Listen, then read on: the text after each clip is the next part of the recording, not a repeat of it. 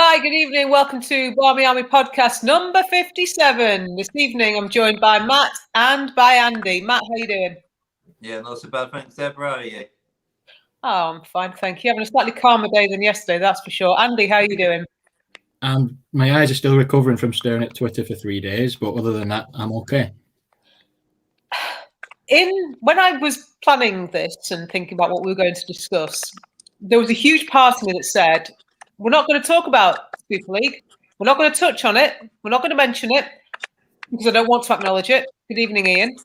Just going to get to a point where we talk about Burnley, we talk about Spurs. Then it's all kind of changed last night. I think it'll be a bit remiss of us to not acknowledge it in the slightest. So, Andy, well, what's happened, Mark? I know. Andy, Sunday evening, while the men were playing Burnley, after the women had played Burnley, there was an announcement that 6 Premier League clubs were breaking away to be part of this inaugural European Super League. 48 hours later, the house of cards has fallen and we're out. The way it was done, incredibly dramatically, it ended as soon as it started, almost as quickly as, and we're now in a position where we're possibly looking at ownership issues within the club. That's a much bigger issue. Andy, your thoughts on almost a token gesture of, we'll form a women's league as well once it's available. How would that have worked? Was it going to be all the Super League clubs whose women's team entered? Because we were joking about Spurs getting into the European Super League. Well, what about Liverpool getting into the Women's European Super League? We thought it through. Was it just that, we'd better say something about the women? Who knows? I think it was if it had gone ahead and they'd followed through with getting a women's version, when would it have been? 10 years? 15 years? Ever? Yeah. Talking gesture, as I say, I think. Yeah, at best. Hi, Sang. Sang, go and watch Chelsea. Come on. Tonight I'm supporting Chelsea women anyway. Good evening, good afternoon, Karen. Hello, blessings, John and Vincent. Matt, your thoughts on the announcement, on the subsequent change of mind? I was talking to Mark about this yesterday, and he was saying that, we were both saying really that mentioning the Women's League, it just seemed like they just chucked it in and said, we'll say something about the women just so we can say that we have. I think, like most other people, I was always hopeful that it wouldn't end up happening. I don't think anybody could have really have expected it to change so dramatically, so quickly. But I think when there was the level of opposition coming from all sides, not just fans of all 6 clubs involved, you saw the protest outside Stamford Bridge last night that actually forced them to delay the kickoff of Chelsea's game against Brighton. And there was also equal condemnation from pundits, from media. When so many people are so strongly against it, then I don't see there's any way that it could have gone ahead. And I think it's a massive relief that it's not going ahead now. But I definitely don't think this is the end of the story. I think the ramifications of the fact that these 6 clubs even tried to do it will rumble on for a little while yet. Yeah, absolutely. Fiona says, much as we've said about token gesture, it feels like an afterthought. Mark asks the question, are the men's team the only club in a season to appear in, let's go, the Premier League, the Champions League, the FA Cup, the Carabao Cup, the Europa League, and also the Super League? Pretty much. Ian, the announcement made him sick. He shouldn't have been surprised that the owners and Ed would do this to us. Devastated. So glad it's dead for now, and Ed is on his way out. Absolutely. I think a lot of this focused so much on the men's team that we forgot that there was an element of the women's team. We don't know what that looked like. We don't have to think about what that looks like. Matt, I agree with you in point, though. This isn't going to be the end of it. Andy, have you seen the amendments to the new Champions League? It basically does a little bit of the same thing. Yeah, exactly. But let's also point out that when Liverpool won it and finished 5th in the Premiership, the Champions League rules didn't say that the holders are automatically in it. Yeah. But they bent the rules to allow Liverpool into it as holders, which I think it should happen. The holders should always have a place, but the rules stated they didn't. And the rules were changed to make sure they were in. It's nothing new. It's been going on for a long time. The Champions League itself is the same. It makes sure big clubs, even if they're happy to finish 4th every season, get there. I think it's similar to the pandemic. With COVID, we always say, get back to normal. But normal wasn't that great. Normal needed improving, and that's the same in football. Super League's gone, let's get back to normal, but no, let's improve normal. Yeah, absolutely. Matt, I don't know if you're having a few sound issues. I know you've been on and off with your microphone, and it sounds like there's a little bit of interference coming on there. So I don't know if you need a couple of minutes just to sort something out. John Fry, when talking about the end announcement, tears of sorrow soon changed to tears of joy. Someone was off to watch the second half of Chelsea City game. So good luck, Chelsea. Seriously, I'm behind Chelsea now. Let's move away for a moment. Let's look at Fiona's comment here. It would have massively impacted the growth of the women's game. Yeah, can't deny that at all. On the one way, Mark's glad that Ed's going, as he knows nothing about football, but as a businessman, he was brilliant. Yeah, absolutely. Some of our club sponsors were awesome.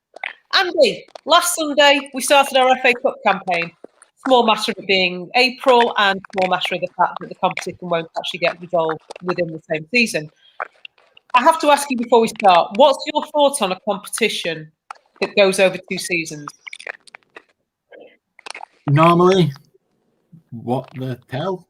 But with the way things are, it's nothing surprising. Yeah. If it's the only way to do it, do it. But I think I'd prefer scrap it one season and just start it the next as normal. Yeah, I think that tends to be. Jake's picked me up on something. So, good evening, by the way, Jake. It's not every day you get Deborah supporting Chelsea. It's not every day that Chelsea can more or less beat City for the title. Good to see you, Jake. Matt, your thoughts on a competition that doesn't get resolved within a year? I know I've had my say on it. Your thoughts, please. Sorry, can you repeat those questions? Yeah, I think we're having sound issues with you, Matt. If you want to drop off, come back in if it's any easier. If that's better for you, then by all means feel free. Andy and I will just keep ourselves entertained for the time being. The owner asked the questions, going back to the conversation about Ed. Who's going to find our next wine or fuel or chocolate sponsor? I think my favourite club sponsor, actually, this could be a competition, Andy. Who's your favourite club sponsor? Mine was the noodle partner. We actually have a noodle partner. Don't start off with noodles. How do I better a noodle partner? Sleep sponsor. There is a mattress sponsor, isn't there? They're all just a little bit baffling, aren't they? But in the context of let's try and get some money into the club, yeah, perfect. Absolutely perfect. You wonder why somebody who makes mattresses thinks, what if we could sponsor a football club? Right. Wow. I think Matt's back with us. Let's see if he wants to. We're any better there, Matt? Yeah, nope. I can hear you. Can you hear me? I can hear you. We're getting terrible interference on your end. So let's see how we go for the time being. Matt, competition that doesn't get resolved in a year. Thoughts on it? And I'm waiting for Jake to remind me that they're used to this. It's a difficult one. But I think, in all honesty, the only reason we're in this situation is because of the pandemic. It's out of everyone's control. I don't, in all honesty, think that there was ever really a likelihood that they were going to cancel the FA Cup, given that it still has a very high standing within the women's game. So I think they were always going to do whatever it takes to get the full competition played this season. But yeah, it is what it is. All we can do is just try and make the best of it. And, we are at least in a good place right now. So hopefully next season they'll be able to get it finished off. I've tried myself to work out how on earth they can manage to fit it in. I have no idea. I'm glad that those decisions aren't down to me. But, hopefully by the time that does happen next season, things will be back to normal, if anyone can actually remember what normally feels like at this point. As I'm always reminded, normal is relative, so it'll be whatever's around at that time. Andy, a 6-0 win over a Burnley team that we should have beaten comfortably. The reason we did, it was expected, we did beat them comfortably. What can we actually take from it? In as much as it was expected, we had to win that match. Match fitness. Okay. That's about it. Match fitness and getting through to the next round. Well, I suppose we can take some poor finishing from it. Some being able to find the woodwork very well. You look at the highlights and we could have had 12. Yeah. But it's good to see us putting more than 2 or 3 away. So it's much fitness, bit of game time for some players, maybe, and the next round. In terms of sponsorships, we're just going to jump back a moment, Andy. Ian says that the company he works for had a meeting with United a few years ago about a sponsorship deal. Do you really need a private jet supplier? With the money I can understand that. I can understand that. Trips down south and trips abroad. Why not? Why not? I completely get that. John Fry says that his highlight of last Sunday was ABT's goal of the season, goal of the century, call it what you will. And the celebration was priceless. End of story. Just go on to say, but you know me, I'm not biased towards ABT. Not much, John. John does agree with you, though, Andy. Game time for some of the girls was good. And Fiona, a little bit more cutting, confidence that we can pass to a United player. Matt, your thoughts, what do we take from that kind of a game? Yeah, it's difficult to really know how much we can take from it, in all honesty, because, we were pretty much in cruise control throughout the game, and we were really in a no-win situation because, in getting a comfortable win, with all due respect to Burnley, they're, putting investment into their women's side, which is great to see, but, they are a National League team. We are a WSL team. So beating them as comfortably as we did was just expected, really. Whereas, if it had been a 1 or 2-0 and we'd had to grind it out a bit, you'd imagine there would have been a lot of criticism coming our way for not managing to put away a side 2 divisions below us. But a 6-0 win, should it have been more, Matt? Yeah, I think it could easily have been. You saw some of the other scorelines that were around over the weekend. City scored 8. West Ham scored 11, I believe, and Arsenal got 10, not 11, something like that. We could easily have got that kind of number ourselves, and we all know how much of a perfectionist Casey is. We could easily have beaten the 12-0 we had against Villa, and Casey would still have won more. That's just the mentality that she has. But yeah, at the end of the day, it's a 6-0 win away from home, and we're into the 5th round. So I think you've got to be happy with that, really. Yeah, Jake says it was refreshing to see us play some solid attacking football. He wants honour in the attacking midfield against Spurs, and she was really enjoying herself. She was getting forward quite a bit. Fiona says that it was minutes of players that haven't said much, and John Fry, he's played in easy games like that, but he still needs to perform and concentrate for the whole 90 minutes. The girls did well in his eyes.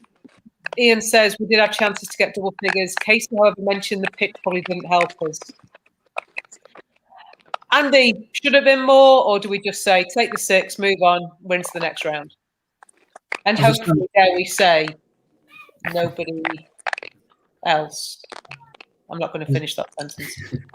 As a standalone fixture, 6-0, fine, you're through, no problem. When you think about the league table and the company we want to be in, and where our goal difference is compared to the other three, it's a chance to make a statement that we didn't really make. Yeah. So, it's a case of show me that you can be clinical. That's what we need. If goal difference is something that could punish us this season. It's something that we've always been behind in. We've won the games, but we've not won by a lot of goals. Show me you can go and be clinical. Is that for you the biggest thing we've got to take out of this season and fix, Andy? For the first half of the season, yeah. Because we were in the driving seat because we'd played more games and got the points on the board. But it was in the second half of the season, there were games we should have won that we didn't. So for the first half of the season, it's absolutely being clinical, scoring the goals and racking up the numbers. But then after that, it's the character once we'd lost to Chelsea. It's the games we should have won that should have kept us in the top three, and now we're hoping somebody does us a favour against Arsenal. Okay. Story of set pieces in some ways. Matt, picking up on what Andy's saying there, that lack of being clinical. We've often talked about it during watch-alongs, socials, fan cams. What's the one thing that you want us to get to improve on going into next season? I know we haven't finished this one yet, but in some ways, heads are on next season at the moment. I think we need an out-and-out goal scorer, in all honesty. You look at the sides that are above us. Chelsea have Sam Kerr, Arsenal have Vivian Miedemar. Those two are directly competing for the Golden Boot. Chelsea also have Frank Kirby, who's been in the form of her life this season. Even City have Ellen White. All of those teams have a player that's capable of getting 15, 20 goals a season at that level. We don't have that. We have players that are capable of getting goals. Unfortunately, several of them are, on the treatment table at the moment. But we don't have that one striker that you could look at and think, yeah, they are the player that is going to get us to that next level. And I think, Andy's right. The goal difference is what looks like it's going to cost us. There's been a number of times where we could have easily won games more comfortably than we have. The top three will routinely rack up 5, 6, maybe even more against the bottom sides. We've only done that once in the league this season against Bristol City, and I think for me that is the biggest thing that we need to look at in the summer. Yeah. John Fry says, our number 9 on Sunday didn't really get a cross on target the whole game, and that was worrying for him going forward. Absolutely agree. Jake says he still thinks Russo is something special, but has shown this season we've got no suitable backup or partner for her. Questionable, perhaps, but had people been fit, would have had partners for her. Do we need a new number 9, Andy? We need a fit number 9. Yeah. And like you just pointed out, we do have the players. We're not that thin a squad. It's just that we have that many injuries. And not to make an excuse of it, but look at the players who are out, and you could create a whole attack for us from the players that are injured. So I don't think it's quite about depth altogether, which it seems strange to say when you're struggling to put a top class team out. But the number of players that are injured in our attack is ridiculous. If 2 of them are injured, we've still got some top players on the pitch that can score a goal. Yeah. I don't know about you, Andy, but I'm adamant that had we kept certain players fit, we'd have had to tied up by now. Yeah, absolutely. So I don't think that the squad is as bad as it's been made to look the second half of the season. No. Matt, would you agree? We're not that far, at least from third. Yeah, I think obviously the fact that we have had, not only 3 attacking players out, but all of them long term is definitely a concern. And missing one player long term would have definitely been damaging for us. But having all 3 out at the same time and for a lot of the time has definitely helped. But also, I think it's the fact that as you've said yourself, we have never been at this point of the WSL season before. This point of last season didn't happen for reasons that we're all sort of aware of. So I think there is also an element of that, of just having that experience of navigating our way through a full top flight campaign. And once we get to the end of this season, we will have done that. So we will have that experience of having done a full campaign in the top flight. I think that will definitely help us going forward. Yeah. Okay. Fiona says we need more depth and more quality and depth with some of the players potentially leaving. Okay.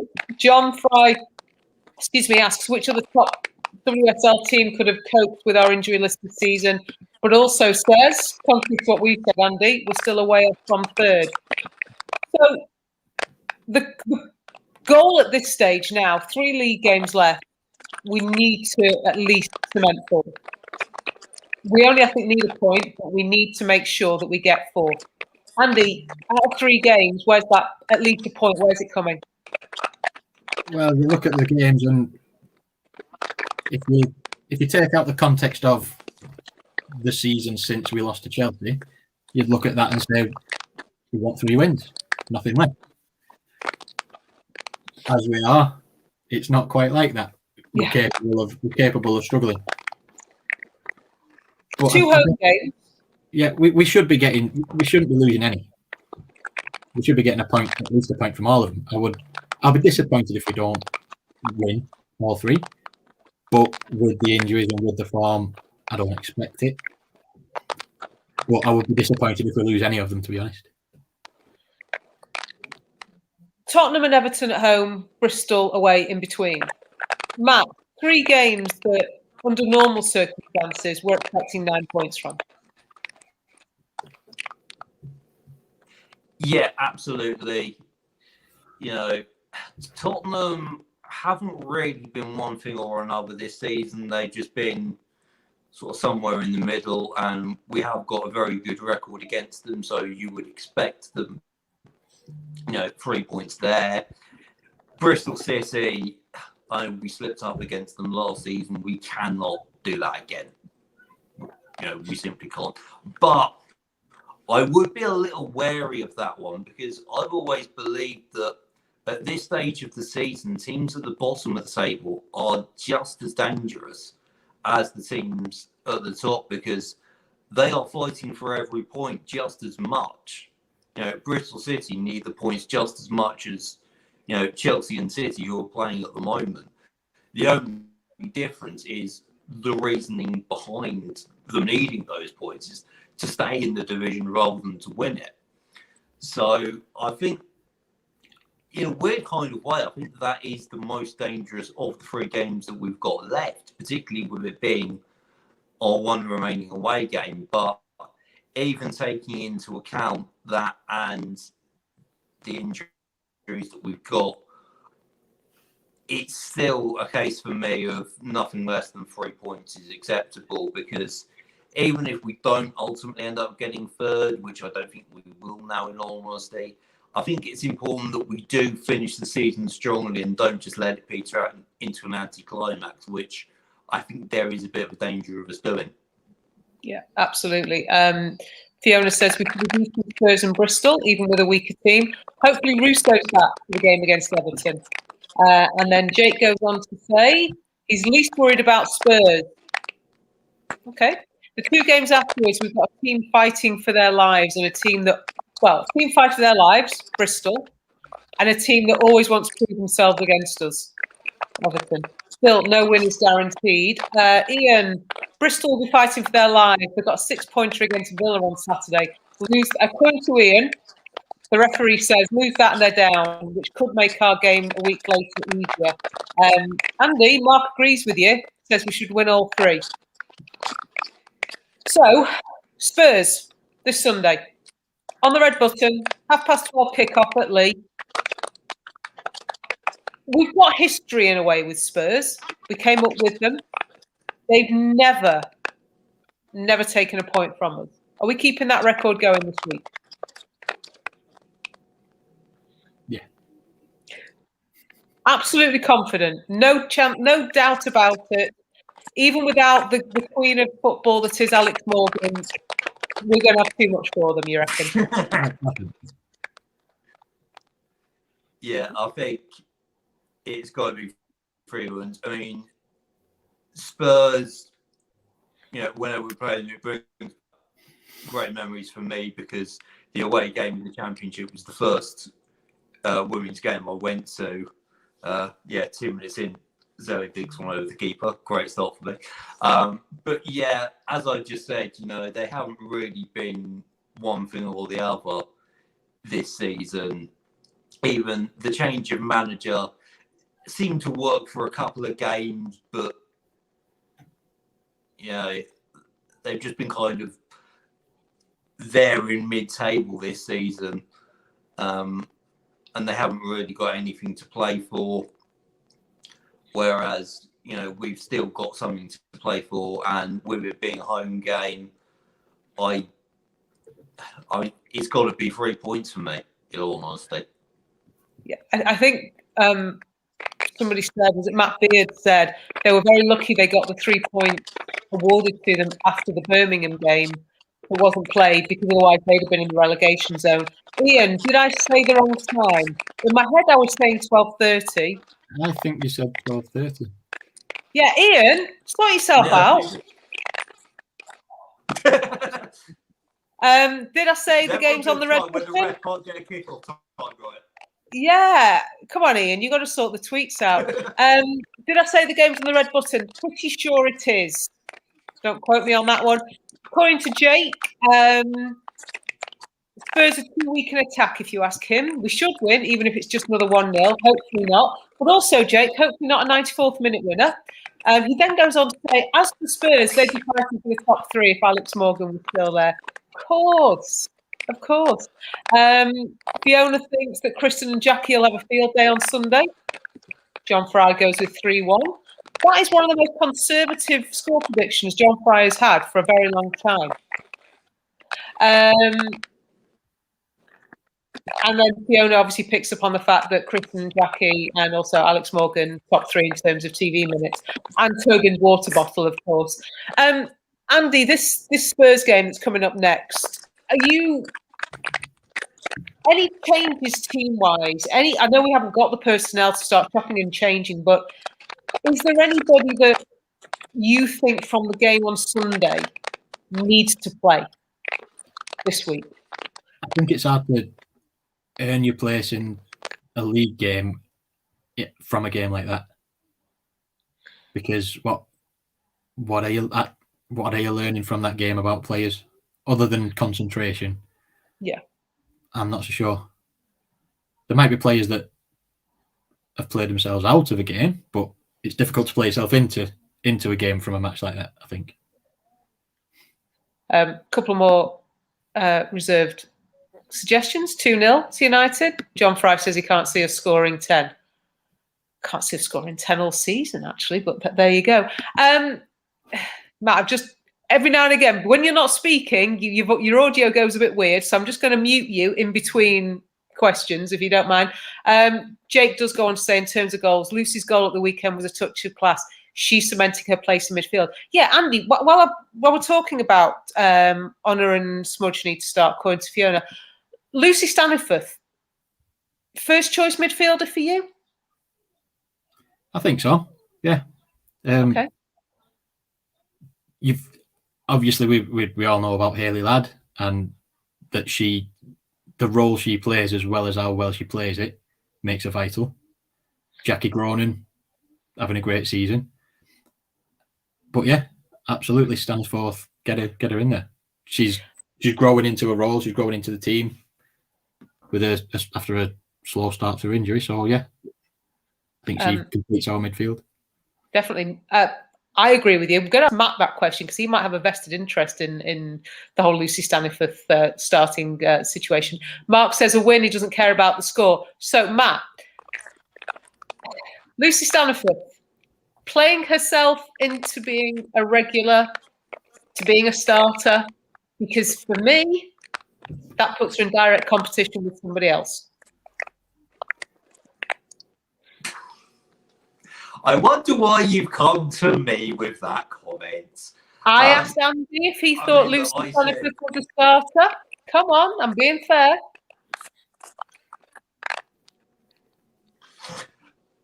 Look, I made the point on the fan cams on Sunday. For me, I mean, I actually was the only person to give Lucy player of the match on Sunday. For me, she has definitely earned the right to start. You know, she has definitely made the cut. I mean, I believe, a goal and 2 assists, I believe, on Sunday. And yes, you know, you can say what you like about the opposition, but at the risk of using a cliche, you can only beat what's in front of you. And ultimately, you know, that game would have been a chance for players to stake their claims to start when they haven't been. And for me, Lucy has absolutely staked her claim to be a starter against Spurs, you know, at the weekend. That, to me, the point you just made, Andy, she's taken advantage of her opportunity and she's made it her own. I'm almost disappointed that we haven't had more players. Bearing in mind that the injuries have come when they've come in as much as other players have had to play. There's very few people that have taken that opportunity and said, even when the first choice player is available, I deserve this position. Fiona goes on, so I'll come back to you for an answer. Sorry, I'm just jumping in with Fiona's point. Her performance on Sunday and in previous games would mean that Stanley starts for me. Yeah. If Hayley isn't fit, go with Jackie and Katie as well. Mark had earlier said, I put the comment up, Lucy's the shining star in what's been a poor 2021. Lucy Staniforth fan club says, good point, Mark. All-round poor performances have allowed Lucy to stand out. Okay, reminds me of a time at Birmingham. Please, Jake, let's not liken us to Birmingham in any way. Can Lucy play in Hayley role alongside Jackie? No, I tend not to think she could. She's not so much of a holding midfielder. I think she's more of a replacement for Zelly going forward. And yeah, thanks, Fiona. I did just see it out of the corner of my eye. City have equalised, so boo. Andy, sorry, I cut you off in your prime there. I think one player that I would say maybe hasn't had the opportunity despite injuries is Kirsty Hansen. I think there are some games where she would have given us natural width that we needed, and she hasn't been used. Whether there are any reasons behind that from in training or from fitness, I don't know. But I think she's with a fully fit squad. I'd still like to see Kirsty Hansen getting minutes on the pitch. With the injuries we've had, I'm shocked that she hasn't played more than she has. Other than that, I agree. Maybe some players could have stepped up and have disappointed overall with opportunities that they've had. Do you think some players have worked their way out of the club? Harsh, but I don't know if they've worked their way out of the club or they've reached a level. I think, okay, you know, we are looking to break into a top three that has some world-class players in it among all the three teams. Yeah. It's difficult to judge which of our players are world-class. Some of them have come up from the championship with us. Some of them joined us at the championship, maybe because of our name, maybe because of money, who knows? Maybe because they were struggling in the career and so Galton had injuries and she saw it as a chance to play a lot of football and she's grown with it. You know, she was obviously good enough from the start to play in the top division, but she joined us probably because would a top three club take a chance on her fitness? We got lucky with that and she's grown with us. Some players joined us in the championship and maybe couldn't make the step up to the top division, or maybe could, but not into the challenge for the top three. It's a good point you make. I think sometimes we expect everything from our players, and that's the positivity that we've got as football fans. That's the hope. But actually, you've got to bear in mind that realistically, you're right. Some of them may have reached their ceiling. Jake quantifies that he wasn't saying that we should aspire to be Birmingham. No, it's all right, Jake. I knew where you were going with it. He's just waiting for an absolute screamer from Lucy now. I think we'd all like to see that. Fiona thinks Casey needs to decide if Kristen will start on the left or if it'll be Hansen on Sunday. Matt, what would you do in that situation if you're Casey? Who's on the left for you? I definitely agree with Andy. I'm surprised that Kirsty Hansen hasn't had more chances, particularly when, Tobin and Leah have both been out long term. Kirsty, to me, would seem like the ideal player to slot in as an out-and-out winner. So I'm definitely surprised we haven't seen more of her. Kristen, in all honesty, we haven't seen the best of her. That may just simply be because, it's taken her a bit longer to settle into England and the WSL. That happens sometimes. Maybe if she stays next year, then maybe we'll start to see more of her, more of the best of her then. I'd say the same about Jackie. I don't think we saw the best of her last season, but we've definitely seen that a lot more this season. That could be the same for Kristen. I think if it is a straight choice between those two, based purely on the form that they've shown for United, then for me, I would go with Kirsty. Okay. Ian throws in the suggestion, and I kind of like this one. Kristen on the left, Kirsty on the right, yes, through the middle. I'm going to add Ryder on there, with Russo to come on with half an hour to go. And the reason why I say I like that idea is when Kristen came on, she was on the wing. And there's one point Mark and I picked up on it. She put in a beautiful ball. She put in one of the best crosses of the afternoon, and actually made me think that we're not utilising her. And I know there's a whole issue. And Karen, if you're still with us, you'll know full well that the American fans out there have got a real issue about what's Kristen's best position. Has the time come now, Matt, for us to say Kristen plays on the left? If Russo's coming back, Kristen's playing on the left. Yeah, obviously, I really hope that we do see Russo back soon. I completely agree with the comments that Jake made earlier on that she is a star in the making. I mean, she showed that in the time she was able to play for us before her injury. Yeah, it's difficult to know where Kristen's best position is, but I think we've all wanted to see more of Jess through the middle because we all know that is where she is at her best. So I think the idea of playing Kristen and Kirsty on the wings and Jess through the middle, yeah, I would definitely be happy with seeing that at the weekend. And of course, with Russo hopefully to come on last 20 minutes or however long it is, that has the dual benefits of it would just be a straight swap for Jess. She can play on the wing as well if we need her to. And of course, she's got that pace, which would be a real asset when the game's getting stretched and the opposition defence are getting a few tired legs. So to follow on from that, Andy, Fiona says Kristen and Honor on the left looks like a great partnership. From what you can tell from that Burnley game, admittedly.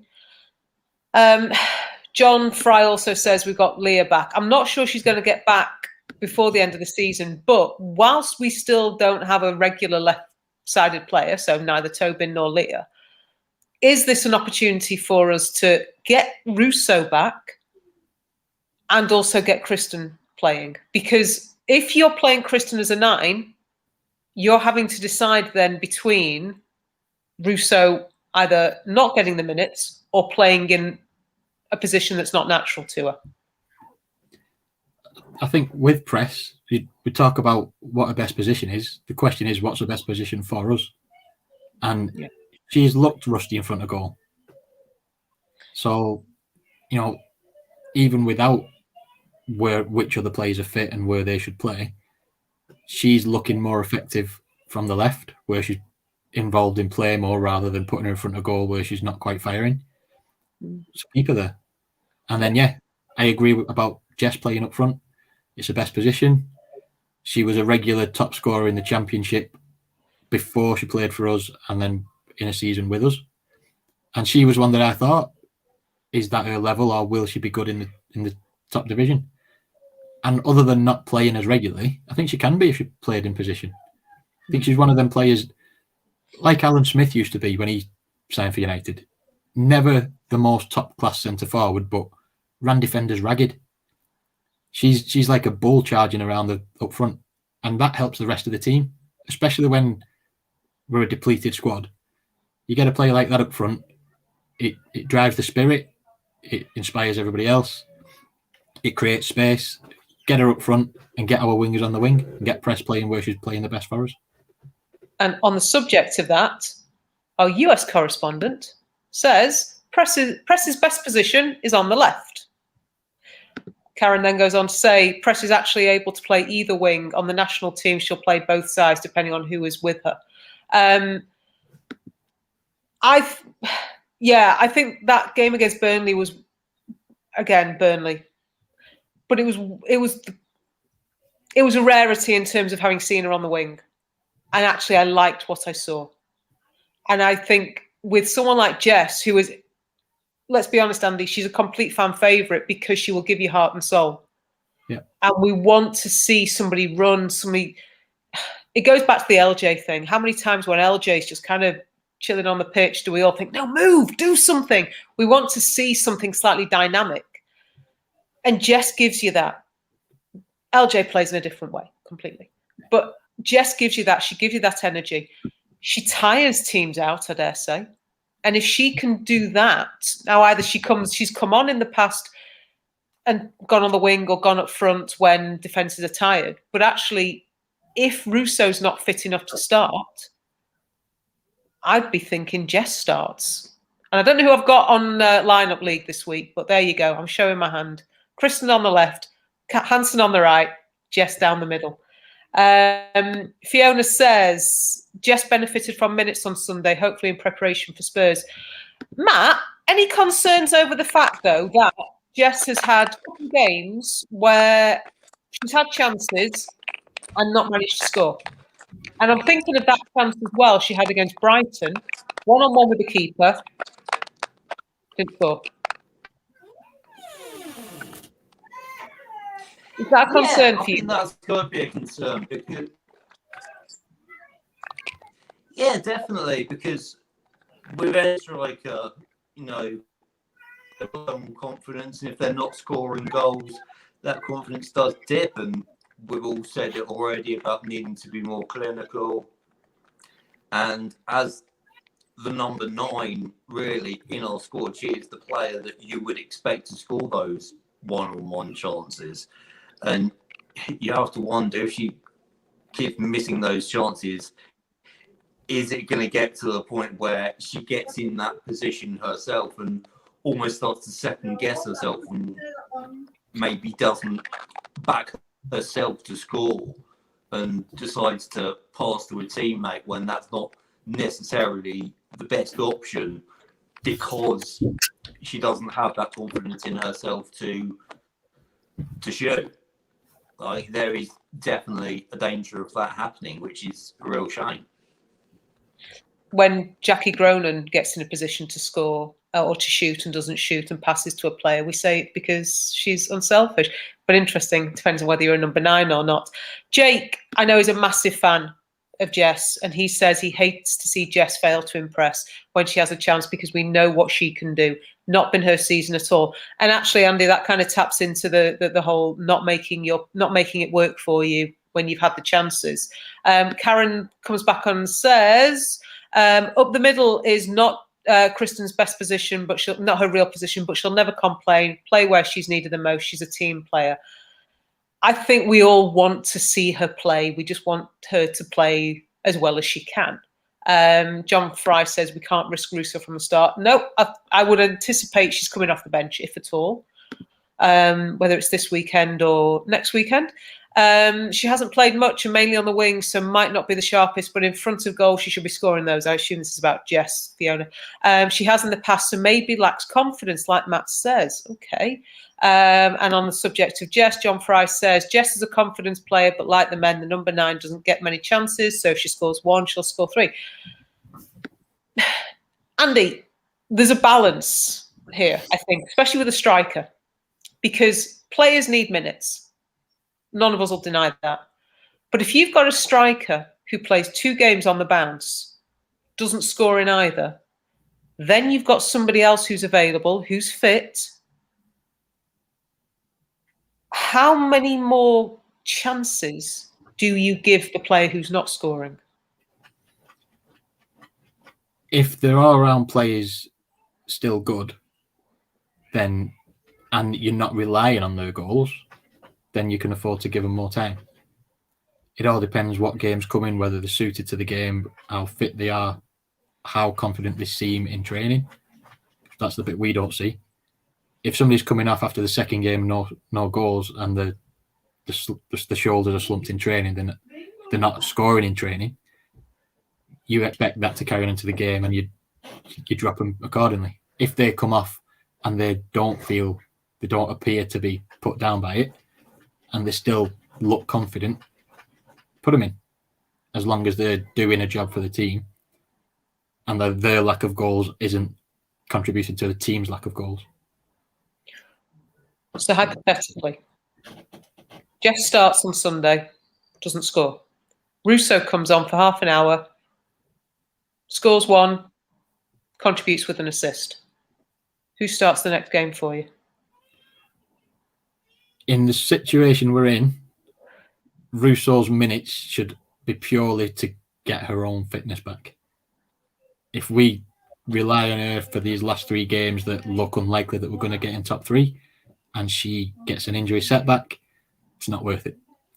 If she's fully fit, she's earned a place. She's come on and done that, she's earned a start the next game. But in the current situation, I'd still be hesitant to start her the next game unless she shows to be 100% fit. If everybody's fit and well and healthy, Matt, for you, in terms of our strikers, where does Jess come in that list for you? Yeah, I think for me, Jess should be the one to start through the middle at the moment. I completely agree with everything Andy's just said. I will happily go on record and say I think Russo has got the potential to be a world-class player, but she has been out for a long time, and she has already had multiple injury setbacks which have delayed her comeback already. And the last thing I'm sure any of us want to do is, risk aggravating any injuries. I think if she does feature us all in the last, 4 games of the season, it should be just in order to get minutes into her. Obviously, if Jess continues to not score, that does make it harder. And I'm sure if the hypothetical scenario you mentioned does occur, then I'm sure there would be a temptation to start Russo, but I would still very much err on the side of caution on that one because of her injury situation. So, yeah, I think for me, it should be Jess in the middle or LJ. Are we believing that LJ is LJ still out? Do we know what the situation is with LJ? I've lost track of. To be honest, sometimes we don't even know players are injured until the starting 11's name. So who knows? We know that when Casey does that press conference or she does the thing on a Friday and they talk about who's injured. I've stopped listening. I've stopped listening, so I don't know the updates that anybody might well be. Vincent, thank you. Reminding everybody, hit the like button, subscribe, share, please. Thank you for that. Andy, we're coming to a point in the season where marks out of 10. What would you give us this season? I think it's one of them where it depends on which point of the season you set your expectations from. If we were in this situation, if you gave us the situation from the beginning of the season, you think we're potentially 3 points off third place with an outside chance of getting it. We're closer than we appeared to be before. Happy. You look at it from halfway through the season, just before that Chelsea loss, we've slipped a long way. But then you throw the context of the injuries in, I'd say that bumps the mark up a bit because of how we've coped with that. We've not coped with it well, but despite that, we're still within that little sniff of third place. I'd be really interested, actually. I know I've asked you, Andy. I'll ask Matt in a moment as well. But if anybody, thank you, John, you've jumped in. John's going for a 7 out of 10. Jake's agreeing, also a 7 out of 10. Quite literally, as Andy said, quite literally a season of two halves. The second half will always bury the elation we had in the first. 7 out of 10 for Jake. And Jake's one of those, he has admitted, halfway through the season, he was dreaming. So when he talks about the elation, it was that we were lifted a trophy at the end of the season. Matt, same question to you. Marks out of 10 for the season. Yeah, I'd say 7. You know, I'd be lying if I said I wasn't like Jake and beginning to dream of Zelly lifting that trophy at the end of the season. I think it was quite easy to get carried away when you're top of the league and unbeaten at the halfway stage. But in all honesty, I remember on the socials at the start of the season, we were talking about what would we consider to be a good season. And I think it was even before we signed Tobin, Kristen and Leslie, but we all said consolidating fourth, but finishing closer to the top 3 than we did last season and what there was of last season. The gap between us and the rest below us has increased, whereas the gap between us and the top 3 in terms of points has definitely reduced. So really, you would have to say, looking at the big picture of the season as a whole, you know, we have achieved what we set out to do. Okay. So what are the scores? Ian gives us a 6. Mark a 7. Vincent, 5 for this season. Should be winning the league, he says. But if we win the FA Cup, maybe a 7. We can't win the FA Cup this year, so we can stay in it. So maybe. Fiona says a 6. His performances haven't been that great, even when we got 3 points. But how many times have we always said a mark of a champion is when you win not playing well? But yeah, it would have been nice to have had some good performances. Andy, I think you're right in as much as the season is almost split into 2 sections. But if we had some of those bad results sort of sprinkled through the season, maybe we'd judge it a bit better. And actually, if there's anybody watching who can remember, when Fiona dropped the bomb about Tobin and Kristen, I'm pretty sure at that point we were discussing where we were going to finish. And Fiona's comment was something along 3rd if the rumour is true. So even with Tobin and Kristen, we were hoping 3rd. If that's the case, and I've not just made that up or I've just not just imagined it, actually to be where we are right now, yes, in the context of the season and how we started and where we were at Christmas, yes, it might not look great, but let's look at the season as a whole. And maybe that's giving us a little bit of a boost. Yeah, Fiona's asked this question a few times in socials. You can count good 90-minute performances on one hand.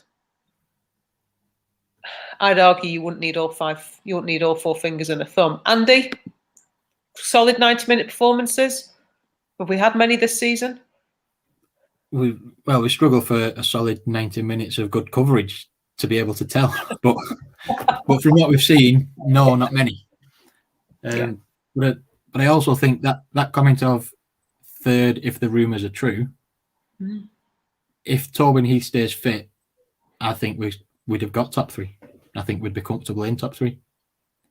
I think it is the lack of Tobin Heath that has caused the decline. Other players have contributed to it, but the mood dropped after Heath got injured. Not just from what she brings to the team with what she does on the pitch, but what she inspires other players to do on the pitch. The whole mood around the squad seemed to drop at that point. More Tobin than Leah for you, Andy? Yeah, I think we already had Leah. Leah's our player. We expect her to be with us beyond this season and such. With Heath, it was this is our next step. And even though I think without Heath and with the other players that are injured, if they were fit, we were good enough, I think we lost belief. Yeah. We lost belief as the belief that everybody else lost was more important than losing Tobin Heath. And I think that's what did us in the end. Not in the end, because it's not over, but that's what did us from that point to this. Absolutely. Fiona says her leadership and her game-changing moments. Just before we finish, Sang's back. And congratulations on a 2-2 draw. John Fry also says we've not had a good 90-minute performance all season, neither of the TV broadcasters, but you're right on that one, Andy. But does go on to say that we've missed Tobin the most. Question for you, Matt. Tobin the biggest miss? Yeah, absolutely.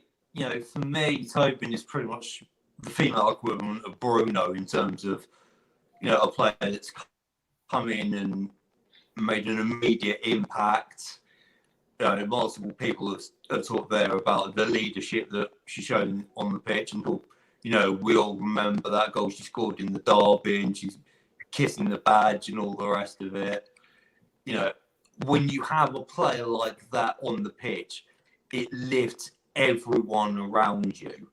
And of course, it was that goal that was the catalyst for our comeback. And it seemed like, even though, you know, she's not even from England, let alone from Manchester, but she seemed to really get what it means to play for a club of the standing of Manchester United. And I think Candy's right. You definitely saw a drop in belief when she got injured, particularly when we knew that it was going to be a long-term injury. I think if it had just been, you know, she could be out for a couple of weeks or maybe, you know, a month or worse, then because okay, yeah, that's going to definitely be a blow, but we'll get her back soon and we'll get things back on track once she returns. But knowing that it's going to be long term, and of course, you know, let's face it, her season's over. We have things that I think, yeah, that has definitely been a massive, massive loss for us. Yeah.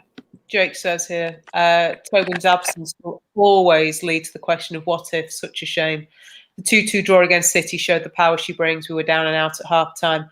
And I always think of the space that we had on the left against Arsenal at Boreham Wood, and how either Tobin or Leah, I think, would have just had an absolute joyful evening at that stage. Sang seems to think that we've missed Leah more than Tobin. Either way, we've missed at least one great left winger, that's for sure.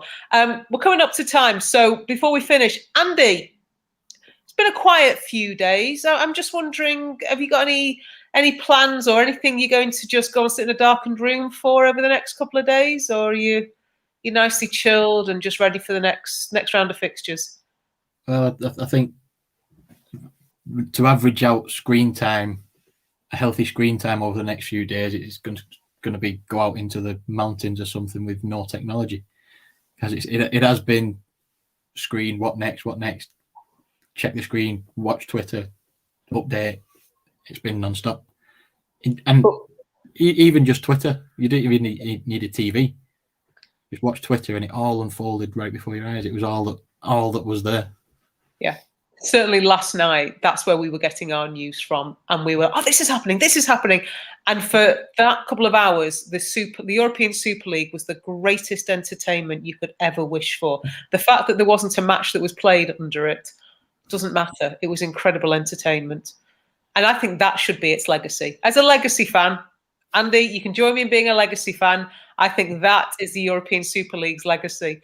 Matt, final thoughts on what's been the most bizarre week for most football fans?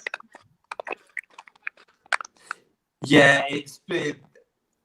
Oh, I can't even get my head around the madness that's been the last 72 hours. I think the idea of lying down in a darkened room seems quite appealing in all honesty, but unfortunately I can't do that because I've still got my final week of my second year at uni to finish off this week, so I'll do the lying down in the darkened room Friday afternoon once I finish uni. But yeah, what a week, and in all of the madness, we haven't even been playing amongst any of it. It's absolutely extraordinary, but it will definitely be nice to just all put this behind us and actually be able to concentrate on some actual football for a change. Yeah, definitely. I think we'd all agree after this. Let's just get some football happening and let's just get the players on the pitch. And let's hope at some stage in the not too distant future, we're able to get to those games. That's the one thing that did come out of this for me. Andy, Matt, thank you very much for joining me this evening. Really appreciated it. Everybody who's joined in the comments, everybody who's watched, thank you very much for contributing. John Fry, absolutely. We don't want another week like this. As entertaining as it was, Monday wasn't a great day. Thank you all very much for joining me. Mark's back next week. Don't know who with. It's going to be a surprise for everybody. But thank you all very much for watching, and take care. Look after yourselves. Be calm over the next few days. And yeah, let's have some good football. Cheers, guys. Bye-bye.